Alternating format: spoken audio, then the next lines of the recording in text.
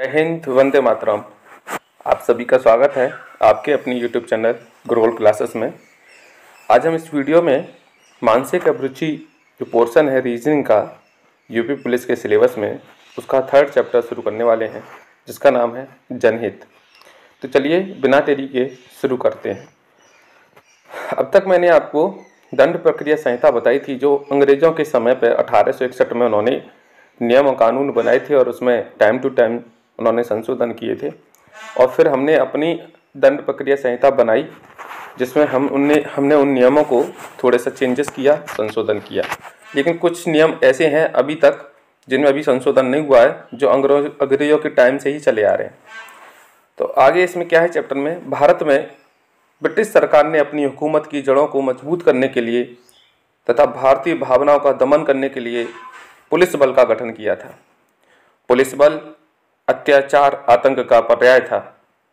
तत्कालीन ब्रिटिश प्रशासनिक व्यवस्था नागरिक सेवा, सेना एवं पुलिस, इन 3 स्तंभ पर टिकी हुई थी। पुलिस अधिकारियों और सिपाहियों को अधिक से अधिक हथियार दिए गए थे और उनके प्रशिक्षण का स्तर इस प्रकार बनाया गया कि वह जनमानस को आतंकित कर सकें। ये सब मैं आपको बता चुका हूँ, फिर भी मैं आपको एक ओवरव्यू बता देता हूँ। ब्रिटिश हुकूमत से स्वतंत्रता के बाद आम सोच और मानसिकता में बहुत बड़ा परिवर्तन हुआ। जब देश आज़ाद हो गया तो हमारी थोड़ी सोच बदली, हमारी मानसिकता बदली कि देखिए, जो पुलिस होती है वो केवल क्या है, आतंकित करने के लिए नहीं होती है, डराने के लिए नहीं होती है, वो हमारी जान माल की सुरक्षा के लिए होती है, हमारे जीवन की सुरक्षा के लिए होती है। लेकिन पुलिस में ऐसा कोई परिवर्तन इतना नहीं आया जितना आना चाहिए था। पुलिस बदलते समाज के साथ नहीं बदली। पुलिस का दृष्टिकोण बदलकर सकारात्मक होना चाहिए था, जिससे पुलिस को जनता के प्रशासनिक नेता और समाज में शांति रक्षक के रूप में देखा जाता। किंतु जनता की रक्षा का भार वहन करने वाली पुलिस आज भी भक्षक के रूप में नजर आती है। ये तो बात सत्य है, आज भी हमें पुलिस से डर लगता है। हालांकि पुलिस हमारी रक्षा के लिए, लेकिन पता नहीं पुलिस के ऐसे कारनामे हैं, ऐसे कृत्य हैं कि उन्हें देखकर आज भी डर सा महसूस होता है।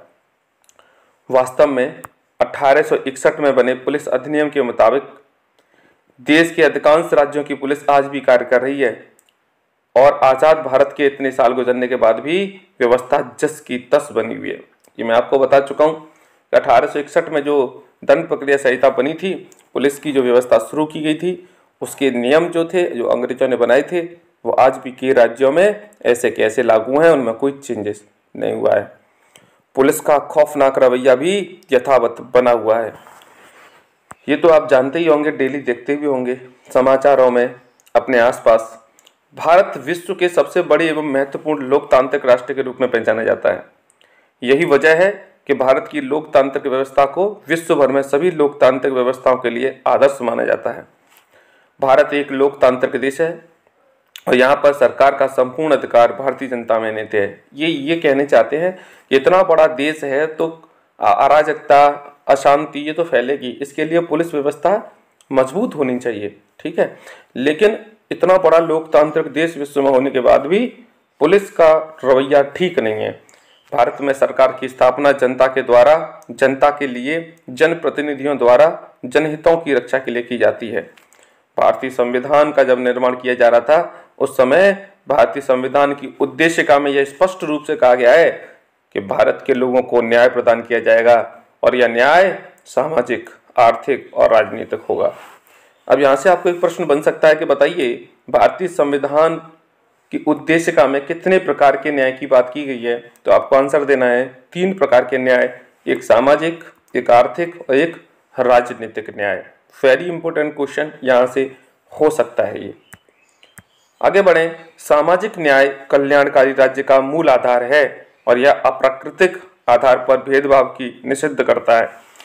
देखिए, समाज में बहुत सारे लोग रहते हैं, ऊंच नीच है ना, बहुत सारी जातियों के, बहुत सारे भाषाई आधार पर लोग रहते हैं, धर्म के लोग रहते हैं, लेकिन समाज में उनको न्याय मिलना जरूरी है। ऐसा नहीं है कि एक बहुमत के लोग ज़्यादा हैं, एक धर्म के लोग ज़्यादा हैं, एक भाषा के लोग ज़्यादा हैं, तो वहाँ पर समाज में उनके जो कम लोग हैं उनके साथ अन्याय होने लग जाए, भेदभाव होने लग जाए। ऐसा नहीं होना चाहिए। ये सब संविधान में भी इसके खिलाफ नियम बनाए गए हैं। भारतीय संविधान का अनुच्छेद 15 से 18 एवं 38 से 39 में आर्थिक एवं सामाजिक न्याय को सुनिश्चित करने का उपबंध है। अब ये क्वेश्चन यहाँ से बन सकता है कि बताइए कि किस अनुच्छेद में आर्थिक और सामाजिक न्याय सुनिश्चित किया गया है संविधान में। तो आपको आंसर देना है अनुच्छेद 15 से 18, अनुच्छेद 38 से 39 जो है, जिसमें आर्थिक एवं सामाजिक न्याय की बात की गई है। आगे बढ़ते हैं। मूल अधिकार का प्रमुख लक्ष्य है एक ऐसी सत्ता का गठन करना जिसका लक्ष्य व्यक्तियों के हितों में बढ़ोतरी करना है। इस तरह यहाँ एक बात कही जा सकती है कि संविधान में जनहित के बारे में स्पष्ट दिशा निर्देश न होने के बावजूद जनहित की सुरक्षा के लिए विस्तृत व्यवस्था की गई है। देखिए, एक स्पेशली ये नहीं बोला गया कि जनहित होना चाहिए। संविधान में जनहित के लिए स्पेशली कोई शब्द यूज नहीं किया गया, ना इसके लिए कोई दिशा निर्देश दिए गए हैं, लेकिन फिर भी कुछ नियम ऐसे बनाए गए हैं जिसमें जन यानी लोगों का हित हो सके। जैसे कुछ है अधिकार दिए गए, क्या है ना, नीति निर्देशक तत्व बनाए गए, है ना। तो ये सब सारी चीजें किसके लिए हैं? हमारे अधिकारों की रक्षा के लिए हैं, हमारे लिए, ठीक है, देश के लोगों के लिए, लेकिन डायरेक्ट बात नहीं की गई है। अच्छा जी, अब देखिए आगे बढ़े। उच्चतम न्यायालय समय समय पर जनहित के विभिन्न आवश्यक मुद्दों पर सरकार को जनहित को बढ़ावा देने हेतु दिशा निर्देश जारी करता रहता है। अब उच्च न्यायालय बनाएगी इसीलिए गया था ताकि वो हमारे लिए आवाज, मतलब हम अपनी आवाज वहां पर उठा सकें। संविधान का भाग 3, अभी क्वेश्चन यहाँ से बनेगा, देखना इंपॉर्टेंट कि संविधान का कितने भाग हैं टोटल संविधान में, तो आपको पता होना चाहिए 22 टोटल भाग हैं। कितने? 22। संविधान के भाग 3 के अतिरिक्त भाग 4 में अनुच्छेद 36 से लेकर 51 तक जनहित की रक्षा के लिए विशेष उपबंध किए गए हैं।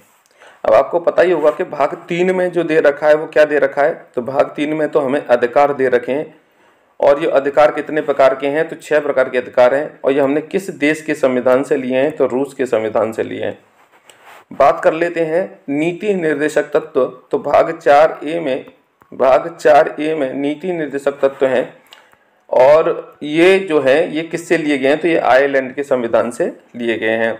और इनसे होता क्या है, ये हमारे जनहित के लिए विशेष नियमों का उपबंध किया गया है। इसमें देखिए बोल रखा है कि राज्य के नीति निर्देशक तत्वों का समावेश भाग 4A में अनुच्छेद 36 से 51 तक में किया गया है। अच्छा, नीति निर्देशक तत्व होते क्या हैं? कुछ नियम होते हैं जो देश के लिए बनाए गए हैं।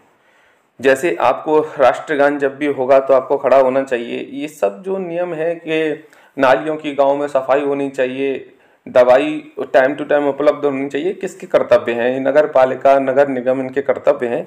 लेकिन ये जो नीति निर्देशक तत्व हैं, इनके लिए आप आवाज़ नहीं उठा सकते अगर आपको नहीं मिलती है। ये सरकार है, दे और ना दे उसकी मर्जी होती है, लेकिन अधिकार जो दिए गए हैं 6, उसके खिलाफ तुम आवाज़ भी उठा सकते हो अगर तुम्हारा अन्याय होता है। तो वही अनुच्छेद 32 में ये बात बोली गई है। जैसे भीमराव अंबेडकर जी ने संविधान की आत्मा कहा था कि अगर तुम्हारे अधिकारों का हनन होता है तो 5 प्रकार की रिट जारी कर होती है, ठीक है। संविधान तथा सामाजिक न्याय के दर्शन का वास्तविक तत्व नेत्य है। यद्यपि नीति निर्देशक तत्वों को न्यायालय द्वारा प्रवर्तित नहीं किया जा सकता, परंतु ये देश के शासन के मूलभूत आधार हैं, और विधि निर्माण के समय कार्यपालिका एवं विधायिका का इन तत्वों को लागू करना परम कर्तव्य है। ठीक है, ये मैं आपको अभी शॉर्ट में बता ही चुका हूँ सारी चीजें।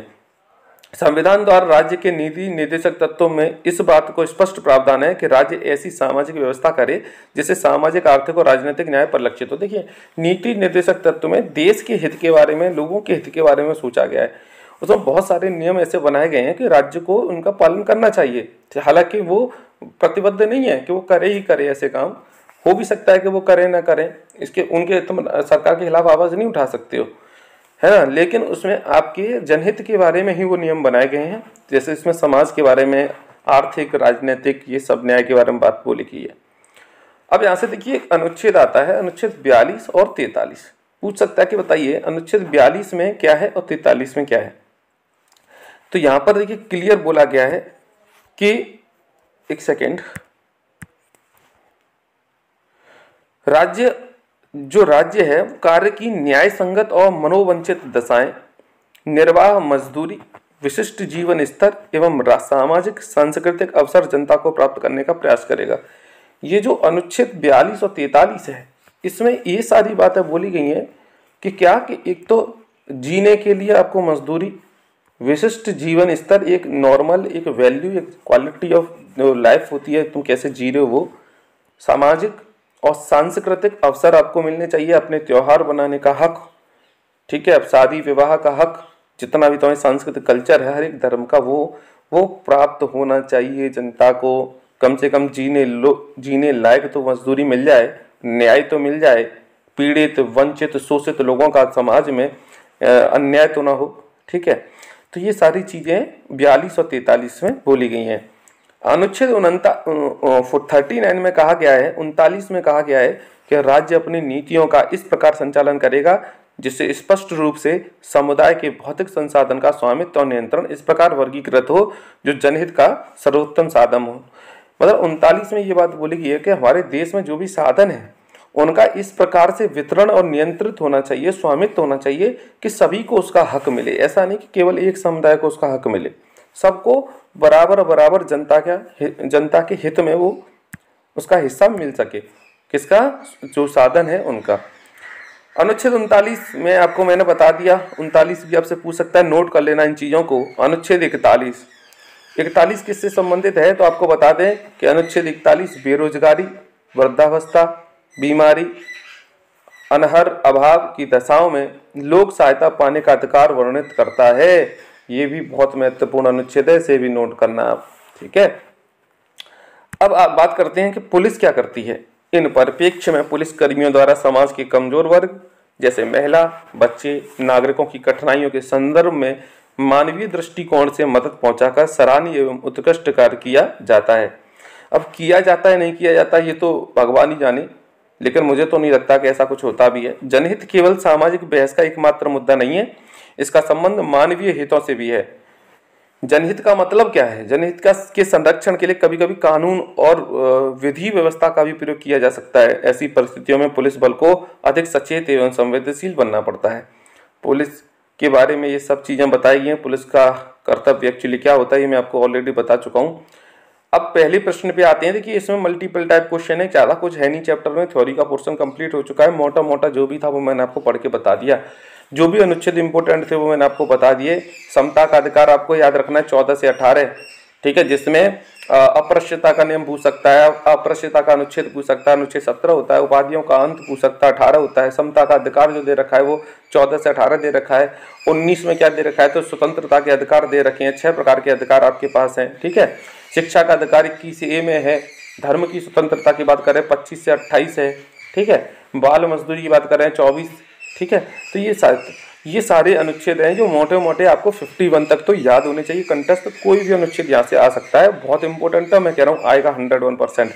अनुच्छेद 1 से लेकर अनुच्छेद 51 तक देख लेना, अनुच्छेद जरूर पूछा जाएगा, मैं कह रहा हूँ आप याद कर लीजिए। जिसमें भाग 4 पे कहानी खत्म हो जाती है। भाग एक में अनुच्छेद 1 से 4 तक है, भाग 2 में अनुच्छेद 5 से 12 है, भाग 3 में आपके 13 से 36 है, और भाग 4 में आगे है उससे 51 तक है, ठीक है, 37 से 51 तक। ऐसे आपको कुछ चीज़ें याद रखनी है। अब आपको करना क्या है, मैं कुछ मल्टीपल टाइप क्वेश्चन है इसमें उनको कराने वाला हूं, तो आपको क्या करना है, अपने आंसर देने हैं। 4 ऑप्शन आपके सामने आएंगे, आपको अपना आंसर मन में सोचना है या कहीं लिखना है, फिर आपको चेक करना है एंड में वीडियो के कि हमारे कितने क्वेश्चन सही गए हैं। ज़्यादा क्वेश्चन है नहीं, चलिए शुरू करते हैं इन क्वेश्चनों को। आपने पूरा चैप्टर का ओवरव्यू देखा होगा। अब अपना आपको कॉमन सेंस लगाना है, अपनी तर्क शक्ति लगानी है, अपनी मानसिक अभिरुचि लगानी है, और बताना है कौन सा ऑप्शन आप टिक लगा कर आएंगे। ऐसे क्वेश्चन बहुत पूछे जाते हैं। कल्पना कीजिए कि आप कार्यालय जा रहे हैं और आप देखते हैं कि मोटरसाइकिल की एक कार के साथ दुर्घटना हो गई है। मोटरसाइकिल चालक गंभीर रूप से घायल हो गया है। आपकी पहली प्रतिक्रिया क्या होनी चाहिए, बताइए। आप एक भारतीय नागरिक होने के नाते क्या करेंगे? 4 ऑप्शन है। कार चालक को डांटेंगे, पुलिस को सूचित करेंगे, मोटरसाइकिल चालक के पते को खोजना है, या एम्बुलेंस को बुलाएंगे। लगाइए अपना आंसर, क्या लगाएंगे? 4 ऑप्शन आपके सामने है, तो सोच लिया होगा आपने अपना आंसर, और मैं बताऊं इसका आंसर होगा ऑप्शन डी। आप किसको बुलाएंगे? सबसे पहले दुर्घटना हो गई तो एम्बुलेंस को बुलाएंगे। किसको बुलाएंगे? एम्बुलेंस को। आगे बढ़ते हैं नेक्स्ट क्वेश्चन की ओर। क्वेश्चन नंबर 2, आपके अनुसार जनता को समाज के नियम और अधिनियमों का पालन करना चाहिए। कभी कभी प्राधिकारी को संतुष्ट करने के लिए करना चाहिए, जब भी इनका पालन करना संभव हो, भले ही यह उनके हितों के खिलाफ हो। अगर यह उनके लिए उपयुक्त है और पालन करना सुविधाजनक है तभी करेंगे। तो इसका जो सही आंसर आप लगाएंगे, वो जो सही आंसर होगा वो होगा जब भी पालन करना क्या हो, संभव हो। जब भी आपको लगे कि यहाँ पर पॉसिबल है कि हम क्या कर सकते हैं, अधिनियमों का पालन कर सकते हैं, आपको वो पूरी कोशिश करनी चाहिए पालन करने की। आगे बढ़ते हैं नेक्स्ट क्वेश्चन की ओर। देश को चलाने के कुछ नियम अधिनियम बनाए हैं जिसकी शक्ति हमें संविधान से प्राप्त होती है। ये सब दे रखा है। क्वेश्चन नंबर 4 पे आते हैं। जनहित से तात्पर्य क्या है? क्या होता है जनहित? किसी व्यक्ति का हित होता है, किसी उपेक्षित व्यक्ति का हित होता है, गरीबी रेखा के नीचे जीवन यापन करने वाले व्यक्ति का हित होता है जनहित, या सार्वजनिक हित जो होता है वो उसे जनहित कहते हैं। तो बहुत सिंपल क्वेश्चन है और आपको इसका आंसर पता चल ही गया होगा। इसका आंसर है सभी लोगों का हित ही होगा क्या, जनहित। ऐसे भी क्वेश्चन पूछे जाएंगे, देखना पेपर में।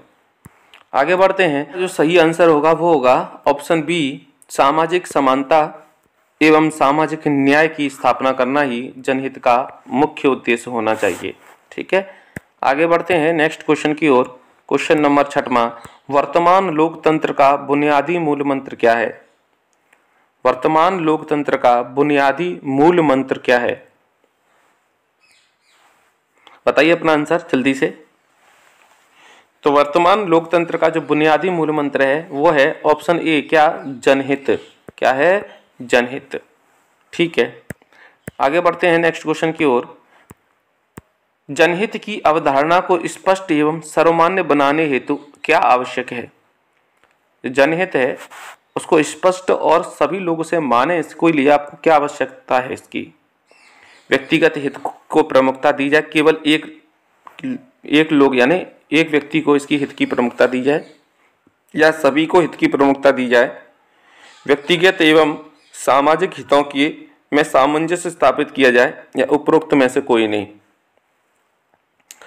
बताइए क्या आंसर होगा इसका। और मुझे लगता है कि बहुत से स्टूडेंट इसका गलत आंसर देने वाले हैं, और इसका जो सही आंसर है आपने लगाया होगा बी। जी नहीं, इसका आंसर बी नहीं है। इसका जो सही आंसर है वो है ऑप्शन सी, व्यक्तिगत एवं सामाजिक हितों में सामंजस्य स्थापित किया जाए। ऑप्शन सी इसका सही आंसर होने वाला है। आगे बढ़ते हैं नेक्स्ट क्वेश्चन की ओर। भारत के संविधान में जनहित से संबंधित प्रावधान किसमें है? भारत के संविधान में जनहित से संबंधित प्रावधान किसमें है? प्रस्तावना में, मूल अधिकार में, राज्य के नीति निर्देशक तत्व में, या विकल्प बी एवं सी? लगाइए जल्दी से अपना आंसर सोचिए, और अपने जितने भी आपके क्वेश्चन सही गए हैं उनको एक बार कमेंट बॉक्स में उसका बताएं जरूर कि आपने कितने सही किए हैं। तो इसका जो सही आंसर होगा विकल्प बी और सी दोनों होंगे। बी और सी मतलब मूल अधिकार और राज्य के नीति निर्देशक तत्व जनहित से संबंधित हैं, ये मैंने बताया भी था अभी थोड़ी देर पहले। नेक्स्ट क्वेश्चन है, मूल अधिकार से संबंधित जो अध्याय है वो कौन सा है? तो अधिकार को मैंने आपको अध्याय 3 में बताया ही है कई बार। इसका आंसर क्या होगा? ए सही होगा। ठीक है, बहुत इजी क्वेश्चन था। संविधान में मूल अधिकार वर्णित हैं, बताइए किस अनुच्छेद में है? ऐसे क्वेश्चन आपसे पूछे जाएंगे। मूल अधिकार कहाँ से कहाँ तक हैं? तो मैंने अभी आपको बताया था, मूल अधिकार अनुच्छेद 12 से 35 तक हैं, 12 से 35 तक। ठीक है, और 36 से 51 तक नीति निर्देशक तत्व हैं। भाग कौन सा है? तो ये अधिकार की बात करें तो भाग 3। ठीक है, आगे बढ़ते हैं। संविधान में राज्य के नीति निर्देशक तत्वों से संबंधित अध्याय है।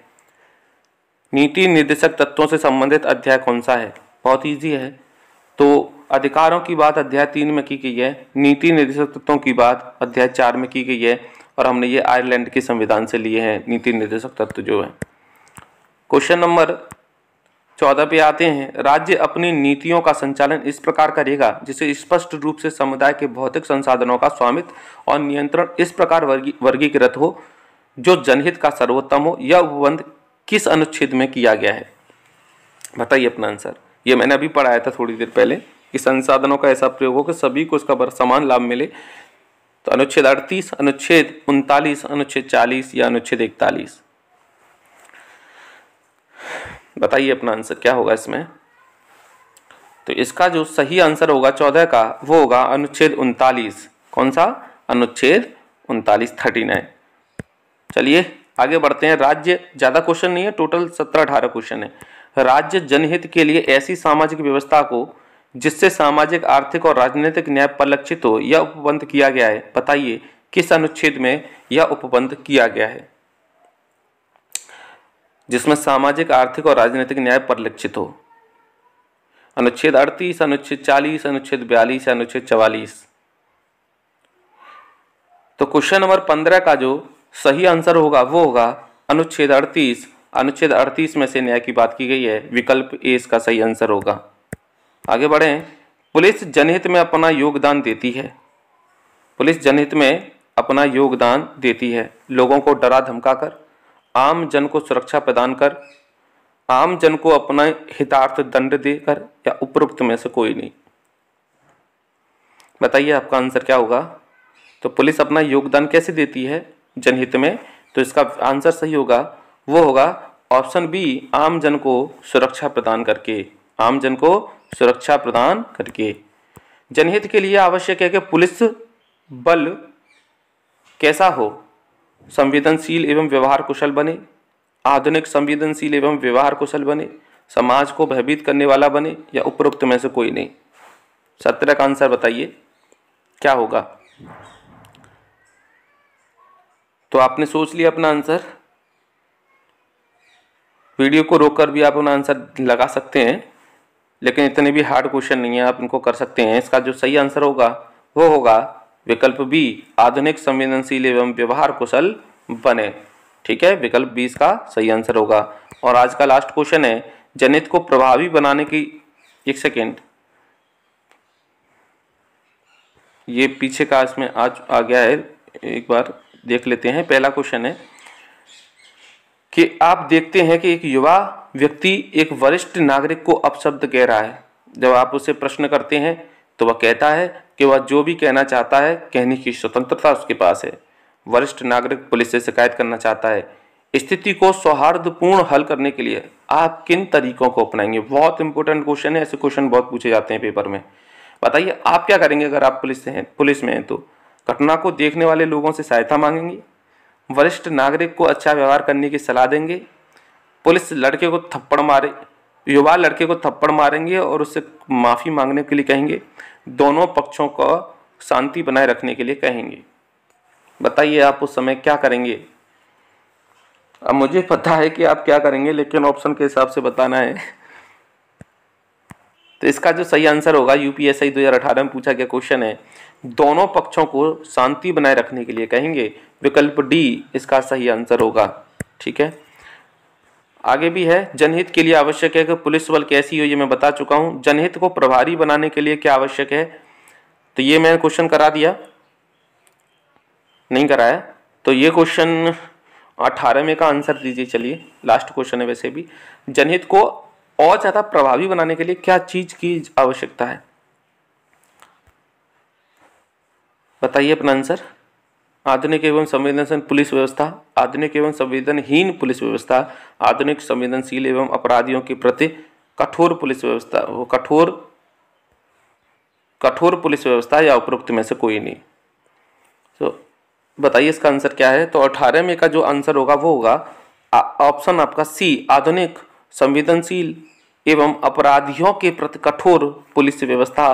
विकल्प सी इसका सही आंसर होगा। इस प्रकार से ये जनहित का चैप्टर था, ये यहाँ पर कंप्लीट होता है और हमने इसके महत्वपूर्ण क्वेश्चन जो भी एग्जाम में बन सकते थे वो सभी कर लिए हैं। आप एक बार इन क्वेश्चन को दोबारा लगा कर देखिए और आपने क्या स्कोर किया है कमेंट बॉक्स में ज़रूर टाइप करें। आपको अगर ये वीडियो पसंद आई है तो प्लीज़ वीडियो को लाइक करें, मेरे चैनल को अभी सब्सक्राइब कर लें ताकि अभी आगे वाले चैप्टर की जो वीडियो मैं लेकर आऊँगा वो आपको मिल सके, और बेल आइकन को दबा लेंगे तो उसका नोटिफिकेशन भी आपको मिल ही जाएगा। तो अगर आपको मेरी वीडियो पसंद आ रही है प्लीज़ प्लीज़ प्लीज़ चैनल को सब्सक्राइब ज़रूर कर लें। थोड़ा सा मेरा सहयोग करने की कोशिश करें, मेरे को और हौसला मिलेगा, मैं और अच्छी वीडियो इसके लिए बना सकूँगा।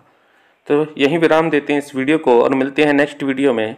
अपना ध्यान रखें, अपने परिवार का ध्यान रखें, खुश रहें और मेहनत करते रहें।